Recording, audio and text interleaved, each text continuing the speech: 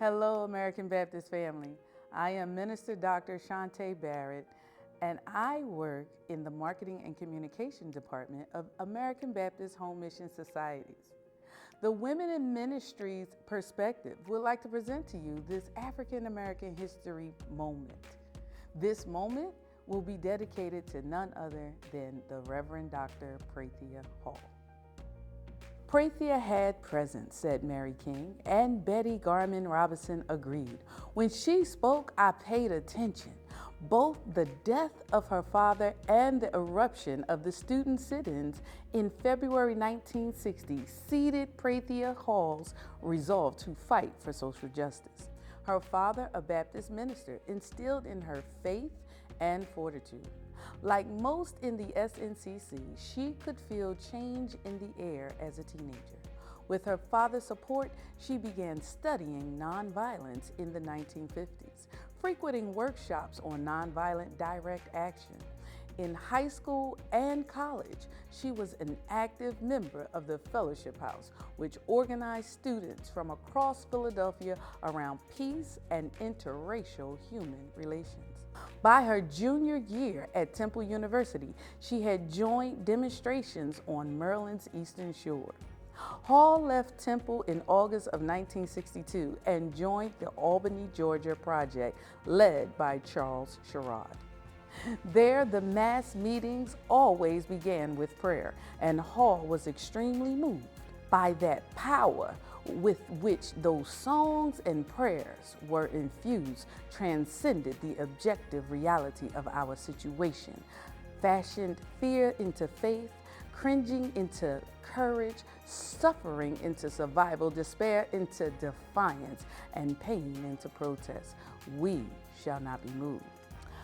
Prathia Hall soon began working in Terrell County, named Terrible Terrell, or Tombstone Territory, because of the extent of violence there. She and others lived with Mrs. Carolyn Daniels and her son Roy in Dawson, the county seat. The Daniels two-bedroom house became the Freedom House, which also made it a target of white terrorists. On September 6, 1962, one night, night riders fired into the house, wounding Prathia, Jack Chetfield, and Christopher Allen. We've talked a lot about coming face to face with death, and I think sometimes for young people that's very hard to imagine, but we did it, and we had to do it every day, said Hall. In her work, Prathia Hall was constantly moved by the resilience of the communities with whom she worked. Fueled by their freedom faith, Southwest Georgia residents were willing to walk face to face with the forces of death and in the struggle for life. Hall, along with SNCC's Faith Halseret, canvassed the rurals of Terrell County in Mrs. Daniels' red and white Chevy Impala. Later, she worked in Selma, Alabama, and Atlanta, Georgia. Hall was extremely involved in the Baptist Church. She was well known for her moving sermons and speeches, and she became one of the first women ordained by the American Baptist Association. In the 1970s, Ebony magazine declared her one of the most powerful preachers in the country.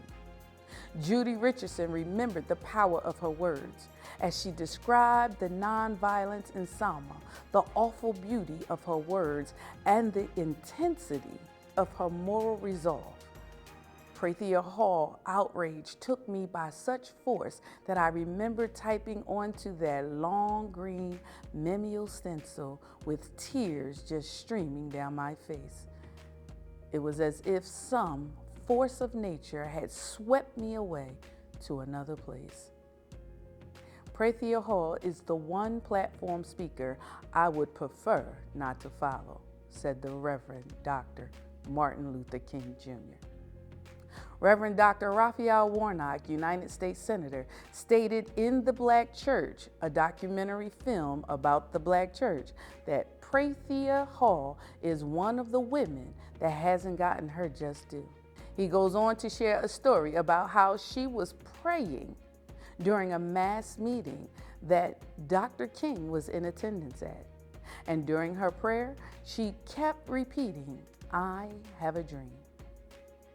Before it was Martin's speech, it was Prathia's prayer, said Senator Warnock.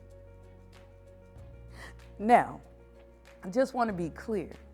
The words that Dr. King wrote in the "I Have a Dream" speech were definitely his prophetic utterances.